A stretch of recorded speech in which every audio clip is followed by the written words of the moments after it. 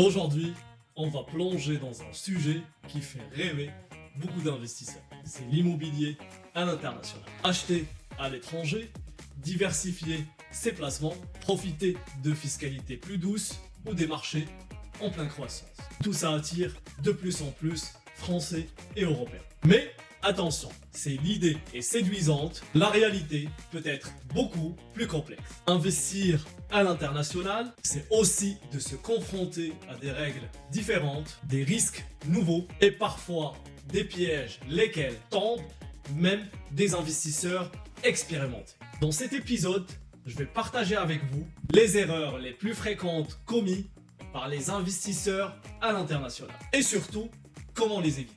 L'objectif, c'est que vous ressortiez avec une vision plus claire, plus réaliste et que vous soyez mieux armé pour réussir vos projets à l'étranger. Je suis Ayoub Bayat et c'est parti pour un nouvel épisode de Investir sans frontières. Surestimer la rentabilité. La première erreur, c'est de laisser s'hypnotiser par les chiffres de rentabilité affichés. Quand on regarde les annonces à l'étranger, on voit souvent des rentabilités incroyables.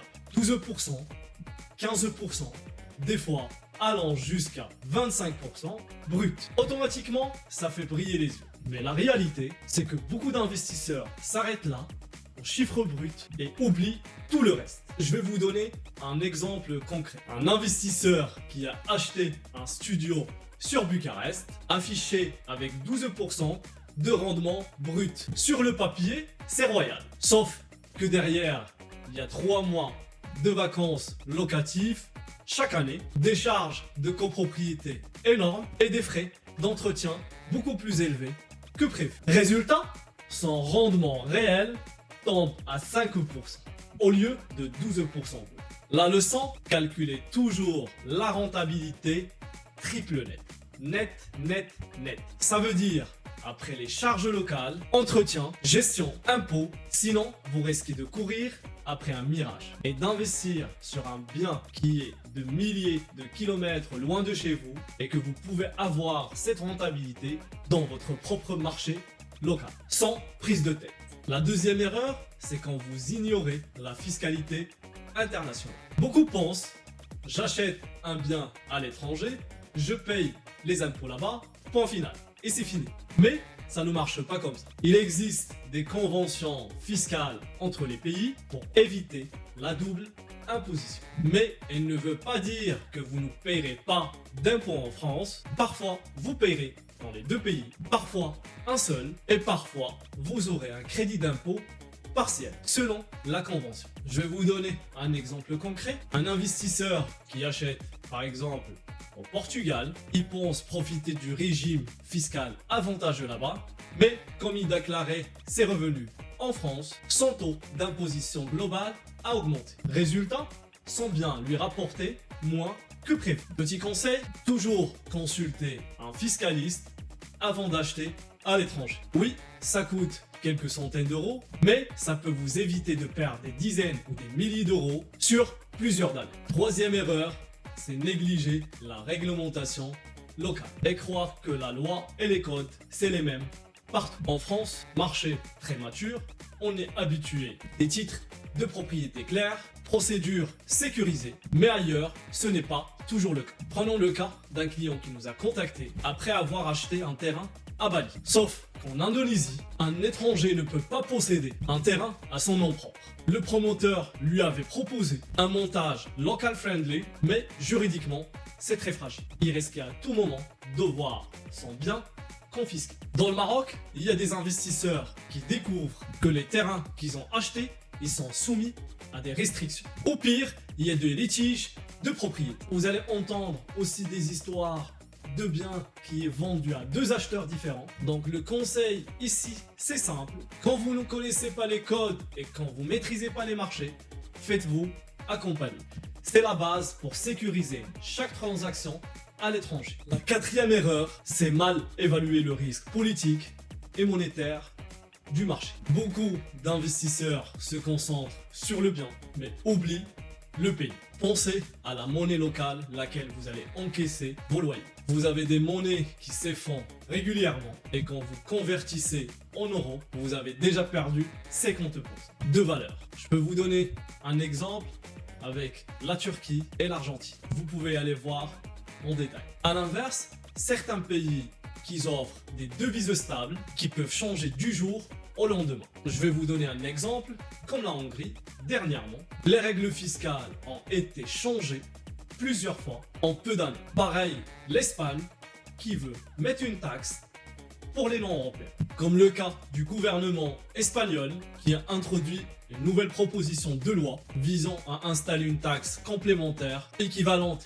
à 100% du prix d'achat d'un bien immobilier pour les acheteurs non résidents non européens. Concrètement, si un acheteur non européen achète un bien d'une valeur de 300 000 euros, il pourra payer jusqu'à 300 000 euros de taxes, soit le double du prix d'achat, ce qui impacterait directement le marché immobilier dans ce pays. Leçon, regardez toujours le risque pays, c'est-à-dire la stabilité politique, la stabilité économique et la stabilité de la monnaie. Ce qu'on vous recommande toujours à investir sans frontières, diversifiez toujours vos investissements par zone et par devise. La cinquième erreur, qui est une erreur classique, c'est acheter parce que ce n'est pas cher. Un appartement à 30 000 euros paraît une très belle affaire. Mais s'il est situé dans une ville en déclin, sans locataire solvable, ça ne sert à rien. J'ai vu des investisseurs acheter dans des villes secondaires, prix au mètre carré imbattable, mais zéro demande.